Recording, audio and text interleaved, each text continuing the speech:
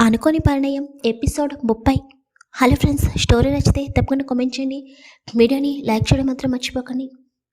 అభి car drive చేస్తూ, ఆరాధ్య, వినయ్ నీతో తప్పుగా ప్రవర్తించాడా అని కొంచెం కోపంగా అంటుంటే ఆరాధ్య షాక్గా అభి వైపు చూస్తుంది. ఏమైంది? నేను అడిగింది అర్థం కాలేదా అని అభి అంటుంటే అదేమీ లేదు అని ఆరాధ్య కంగారుగా అంటుంది.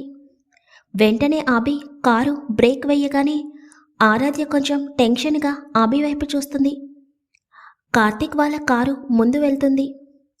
అభి కారుని పక్కకు ఆపి కారు దిగి ఆరాధ్య వైపుకొచ్చి డోర్ ఓపెన్ చేస్తాడు. ఆరాధ్యకి ఏమీ అర్థం కాదు. నెమ్మదిగా కారు దిగి అభి వైపు చూస్తూ, ఏమైంది అభి సార్ అని చిన్నగా అడుగుతుంది.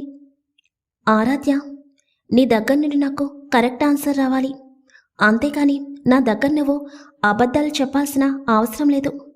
ఆల్రెడీ కార్తీక్ నాతో చెప్పాడు ఒకసారి వినయ్ నీతో తప్పుగా ప్రవర్తించాడు అని. ఇప్పుడు నిజం చెప్పు, వాడు నీతో ఏమన్నా రాంగ్గా ప్రవర్తించాడా? ఏం జరిగింది అని అభి అడుగుతుంటే ఆరాధ్య ఒక క్షణం మౌనంగా ఉంటుంది. తర్వాత అభి వైపు చూస్తూ, నేను చెప్తాను, కానీ మీరు వినయ్తో గొడవ పడును అని చెప్తేనే జరిగింది చెప్తాను. ఎందుకంటే మీ కోపాన్ని భరించడం, అలాగే మిమ్మల్ని ఆపడం ఎవరి వల్ల కాదు. ప్లీజ్, నేను చెప్పిన తర్వాత మీరు వినయ్ని కొట్టడం లాంటివి చెయ్యకండి. కావాలంటే తను మీ తమ్ముడు కాబట్టి తనని మార్చే ప్రయత్నం చేయండి. తప్పకుండా మీరు తనని సరైన దారిలోకి తీసుకుని వస్తారు అని నాకు తెలుసు అని ఆరాధ్య అంటుంటే, ఏం చేయాలో నాకు తెలుసు ఆరాధ్య, ముందు జరిగింది చెప్పు. వాడిని ఎలా మార్చాలో, ఏం చేస్తే వాడు మారతాడో నేను చూసుకుంటాను. తను నా తమ్ముడు, వాడిని కొట్టడం అయితే కొడతాను, కానీ చంపేంత కోపం అలాంటివి ఏమీ లేవు. తప్పకుండా వాడిని మార్చే ప్రయత్నం చేస్తాను అని అభి చెప్తుంటే, నేను మీ ఇంటికి వచ్చిన కొత్తలో వినయ్ ఒకరోజు నా దగ్గరికి వచ్చాడు. తను ప్రతిరోజు అమ్మాయిలతో ఎంజాయ్ చేస్తాను అని, అలాగే అని ఆరాధ్య ఒక క్షణం కళ్ళు మూసుకుని, నన్ను కూడా తనతో టైం స్పెండ్ చేయమని, దానికి ఎంత అమౌంట్ కావాలంటే అంత అమౌంట్ ఇస్తానని నాతో చాలా తప్పుగా మాట్లాడాడు అని ఆరాధ్య చెప్పగానే అభి చేతి పిడికిలి గట్టిగా బిగుసుకుంటుంది. నేను అంకుల్కి చెప్తాను అని బెదిరించేసరికి నాకు టైం ఇచ్చి రూమ్లో నుండి వెళ్ళిపోయాడు.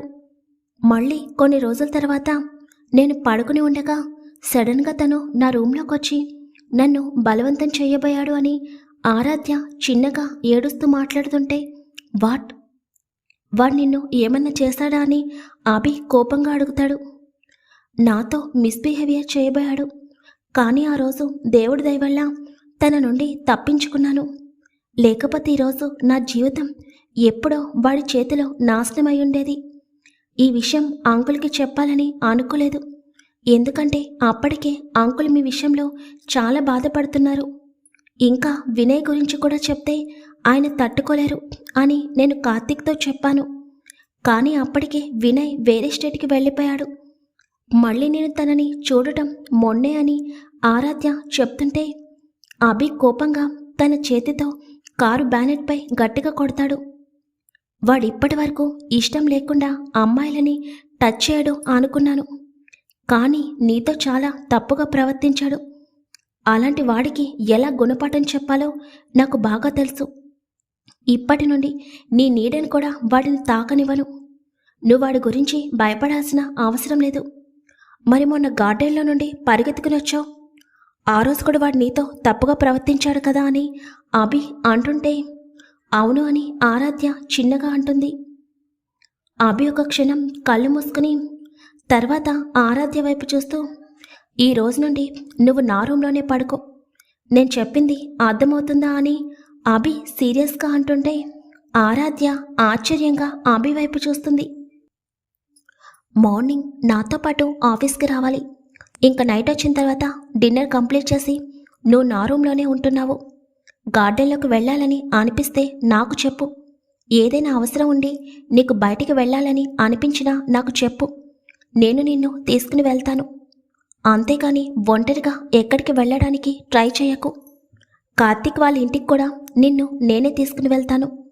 నేను చెప్తుంది అర్థమవుతుంది కదా అని అభి అంటుంటే ఆరాధ్య అయోమయంగా తలూపుతుంది.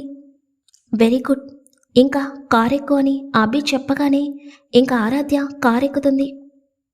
వీళ్ళు వైజాగ్కి చేరుకునేసరికి నైటు 9 అవుతుంది. కార్తీక్ కారు అలాగే అభి కారు కార్తీక్ వాళ్ళ ఇంటి ముందు ఆగుతాయి. ప్రియ కారు దిగిన తర్వాత ఆ ఇంటి వైపు ఆశ్చర్యంగా చూస్తూ ఉంటుంది. ప్రియాకి ఆ ఇంటిని చూస్తేనే అర్థమవుతుంది కార్తీక్ మిడిల్ క్లాస్ అబ్బాయి కాదు అని. అలా అనుకోగానే ఎందుకో ప్రియా మనసులో చిన్నపాటి కలవరం మొదలవుతుంది. కార్తీక్ ప్రియా వైపు చూస్తూ, ఏంటి మేడం, మా ఇంటిని చూసి భయపడుతున్నారు అని చిన్నగా నవ్వుతూ అంటుంటే, అలాంటిది ఏమీ లేదు అని ప్రియా నెమ్మదిగా చెప్తుంది. అమ్మా నాన్న ఫంక్షన్ ఉండటం వల్ల వేరే ఊరు వెళ్ళారు. ఇంకొక 2-3 డేస్లో వస్తారు. మీరు పై ఫ్లోర్లో ఉందరు కానీ ఇక్కడ నీకు కానీ ఆంటీకి కానీ ఎటువంటి ఇబ్బంది ఉండదు, సరేనా అని కార్తీక్ చెప్తుంటే ప్రియా అలాగే అని తలూపుతుంది.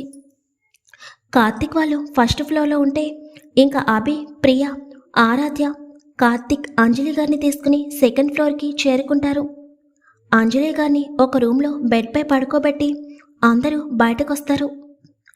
కార్తీక్, రేపు మార్నింగ్ ఆంటీని హాస్పిటల్లో అడ్మిట్ చేద్దాం.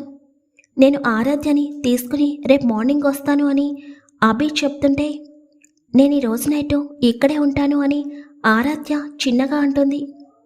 ఆరాధ్య చెప్పిన దానికి అభి చురుగ్గా ఆరాధ్య వైపు చూస్తాడు.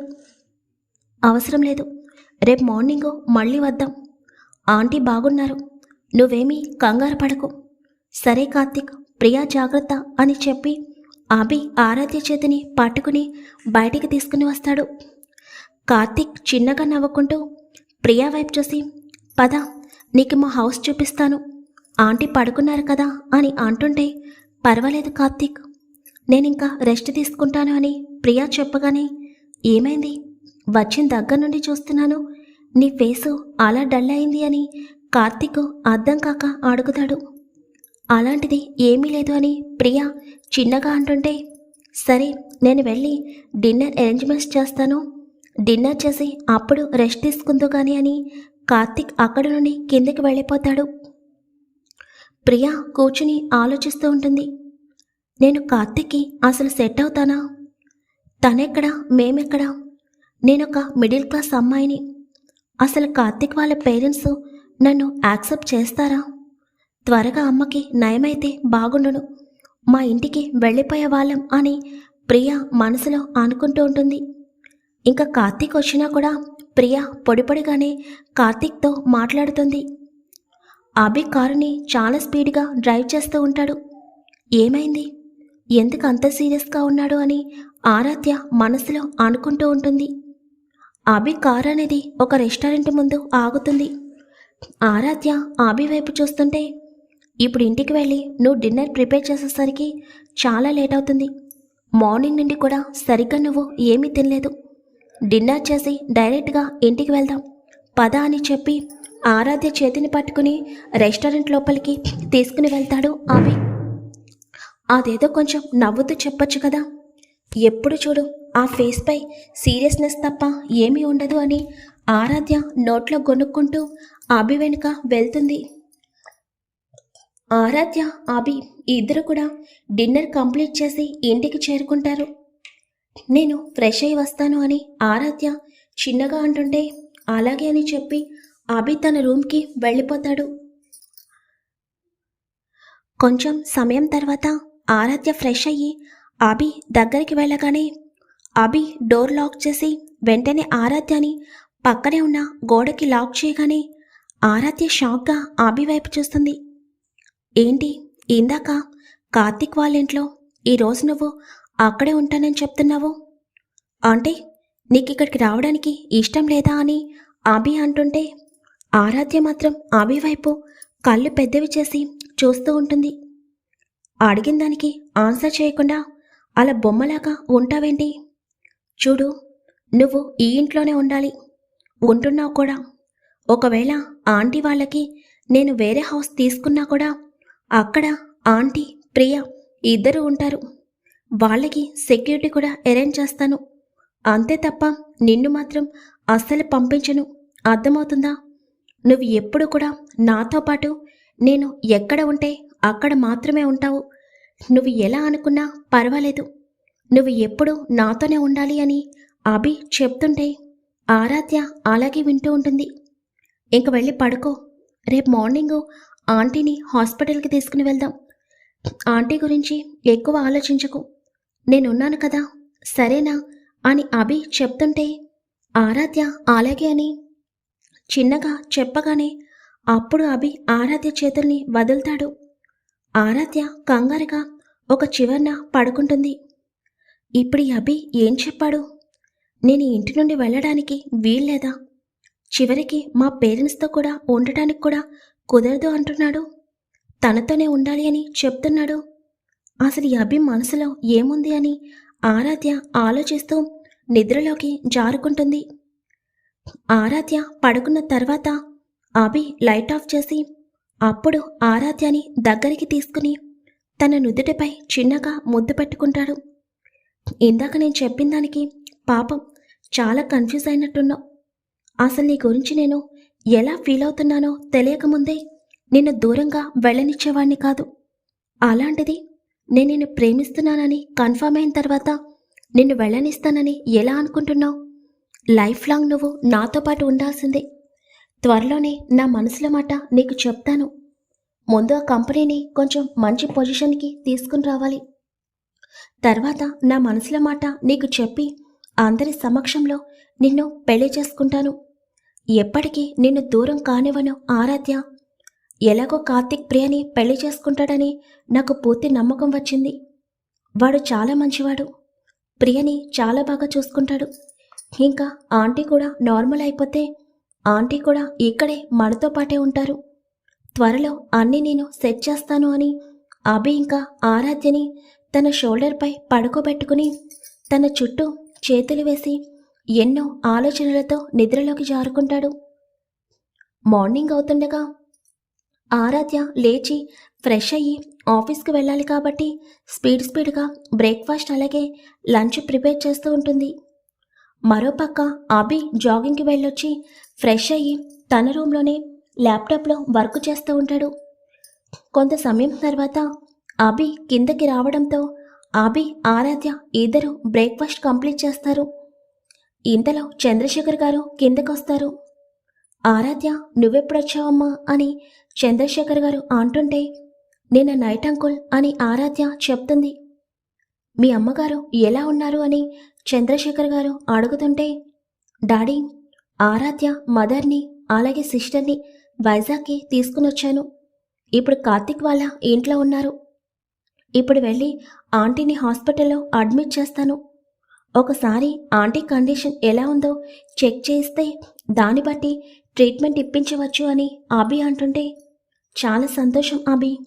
నువ్వు ఆరాధ్య గురించి ఇంతలా ఆలోచిస్తావని అనుకోలేదు. నాకు చాలా సంతోషంగా ఉందిరా అని చంద్రశేఖర్ గారు అంటుంటే ఓకే డాడీ, నేను మీతో తర్వాత మాట్లాడతాను. నేను ఆరాధ్య ముందు కార్తిక్ వాళ్ళ ఇంటికి వెళ్ళి ఆంటీని హాస్పిటల్కి తీసుకుని వెళ్ళి అక్కడి నుండి డైరెక్ట్గా ఆఫీస్కి వెళ్తాము అని చెప్పగానే సరే అని అంటారు చంద్రశేఖర్ గారు. అభి ఆరాధ్య వైపు చూస్తూ రెడీనా అని అడుగుతుంటే నా హ్యాండ్ బ్యాగ్ తెచ్చుకుంటాను అభి సార్ అని ఆరాధ్య స్పీడ్గా తన రూమ్లోకి వెళ్తుంది. అభి ఆరాధ్య కోసం వెయిట్ చేస్తూ తన చేతి వైపు చూసుకుంటూ ఉండగా బయట నుండి ఒక అమ్మాయి స్పీడ్గా పరిగెట్టుకుని వచ్చి అభిని ఒక్కసారిగా హక్ చేసుకుంటుంది. ఆరాధ్య అప్పుడే రూమ్లో నుండి బయటకు వస్తూ ఎవరో అమ్మాయి అభిని హక్ చేసుకోవడం చూసి ఒక్కసారిగా స్టన్ అయిపోతుంది. అయితే అమ్మాయి హక్ చేసుకున్న వితిన్ సెకండ్లో అభి ఆ అమ్మాయి రెక్క పట్టుకుని తను ఎవరో కూడా చూడకుండా చెంపపై గట్టిగా కొడతాడు. ఆ అమ్మాయి వెంటనే తన వెనుక ఉన్న పద్మావతి గారిపైన పడిపోతుంది. అభి అమ్మాయిని కొట్టగానే ఆరాధ్య ఒక్కసారిగా ఉలిక్కి పడుతుంది. అభి కోపంగా ఎదురుగా చూసేసరికి పద్మావతి గారిని పట్టుకున్న అమ్మాయి అభి వైపుకు తిరిగి బావా ఎందుకు ఇంత గట్టిగా కొట్టావు అని తన చెంపపై చేతులు వేసుకుని ఏడుపు ఫేస్ పెట్టుకుని అంటుంటే చంపలేదు, సంతోషించు. నీకెన్నిసార్లు చెప్పాను నా దగ్గర లిమిట్ క్రాస్ చేస్తే చంపేస్తాను అని. అయినా నువ్వెప్పుడొచ్చావు అని అభి సీరియస్గా అంటుంటే ఆరాధ్య మాత్రం కళ్ళు పెద్దవి చేసి ఇద్దరి వైపు చూస్తూ ఉంటుంది. ఏంటి ఈ అమ్మాయి అభికి మరదలా? నేను ఇంతవరకు చూడలేదు కానీ అని ఆరాధ్య మనసులో అనుకుంటూ ఉంటుంది. అదేంటి అభి, పాపం లావణ్య నిన్నటి నుండి నీ కోసం ఎంతలా వెయిట్ చేస్తుందో తెలుసా? నీ గురించే తను ఇంత దూరం వచ్చింది. పాపం అనవసరంగా కొట్టావు అని పద్మావతి గారు అంటుంటే, మామ్ నీకు తెలుసు కదా ఇవన్నీ నాకు చిరాకని, నీ మేనకోడలికి చెప్పుకో, నా దగ్గర కొంచెం జాగ్రత్తగా ఉండమని అని చెప్పి వెంటనే అభి వెనక్కి తిరిగి ఆరాధ్య వైపు చూస్తూ, ఇంకా ఎంతసేపు వెయిట్ చేయాలి, వస్తున్నావా అని సీరియస్గా అరిచేసరికి ఆరాధ్య భయంగా అభి దగ్గరికి పరిగెత్తుకుని వస్తుంది. అభి ఆరాధ్య చేతిని పట్టుకుని అక్కడి నుండి బయటకు అడుగులు వేస్తుంటే లావణ్య ఇద్దరి వైపు ఆశ్చర్యంగా చూస్తూ ఉంటుంది. అభి వాళ్ళు వెళ్ళిపోయిన తర్వాత లావణ్య పద్మావతి గారితో, అత్తయ్య ఆ అమ్మాయి ఎవరు? బావేంటి ఏదో నేను పట్టుకుంటేనే నా చెంప చెల్లుమనిపించాడు. బావ కొంచెం కూడా మారలేదు, ఎప్పుడు ఇంతే. కానీ ఆ అమ్మాయి చేతిని పట్టుకుని మరి బయటకు తీసుకుని వెళ్తున్నాడు అని లావణ్య అర్థం కాకంటుంటే, అదంతా పెద్ద కథ, తర్వాత చెప్తాను. ముందు వెళ్ళి ఐస్ ప్యాక్ పెట్టుకో. చూడు ఆ బుగ్గపై ఫింగర్ ప్రింట్స్ ఎంత స్పష్టంగా కనిపిస్తున్నాయి. ఆయన నీకు ఎన్నిసార్లు చెప్పాను ఆ అభితో క్లోజ్గా మూవ్ అవ్వకు అని. వాడి గురించి తెలిసి కూడా నువ్వు అలాగే చేస్తావు, వెళ్ళు అని పద్మావతి గారు కోపంగా చెప్పేసరికి ఇది ఇంకా బాగుంది అని లావణ్య తన రూమ్ వైపుకు వెళ్తుంది. వినయ్ తన రూమ్లో నుండి బయటకొచ్చి పద్మావతి గారి వైపు చూస్తూ, ఏమైంది మామ్, ఎందుకు మళ్ళీ ఇంట్లో అరుస్తున్నారు అని ఆవలిస్తూ అంటాడు. నైట్ ఎప్పుడొచ్చావరా నువ్వు అని పద్మావతి గారు కోపంగా అంటుంటే, హలో మేడం, నేనేమి ఏ అమ్మాయితోనూ తిరగడం లేదు. ఆఫీస్లో లేట్ అయింది. నువ్వు నమ్మినా నమ్మకపోయినా ఇదే నిజం. సర్లే ఏంటి గొడవ అని వినయ్ అడుగుతుంటే, ఏమీ లేదు, నిన్న నైటు లావణ్య వచ్చింది. ఇప్పుడేమో వెళ్ళి మీ అన్నయ్యని హక్ చేసుకునేసరికి మీ అన్నయ్య గురించి తెలిసిందే కదా అని పద్మావతి గారు అంటుంటే, వాట్, లావణ్య వచ్చిందా? ఎప్పుడు మామ్? అయినా అన్నయ్య దగ్గర ఇలాంటి వేషాలు వేస్తే ఊరుకుంటాడా? చెంపదెబ్బతో సరిపెట్టాడు. సర్లే నేను వెళ్ళి నా మరదల్ని కలిసొస్తాను అని వినయ్ అక్కడి నుండి లావణ్య రూమ్లోకి వెళ్తాడు. లావణ్య అద్దంలో చూసుకుంటూ, ఈ అభిబావ కొంచెం కూడా మారడు, ఎప్పుడూ ఇంతే, ప్రతిసారి ఇలాగే కొడుతూ ఉంటాడు అని లావణ్య అనుకుంటూ ఉండగా ఇంతలో వినయ్ వెనుక నుండి వెళ్ళి లావణ్యని వెనుక నుండి హక్ చేసుకునేసరికి లావణ్య ఒక్కసారిగా ఉలిక్కి పడుతుంది.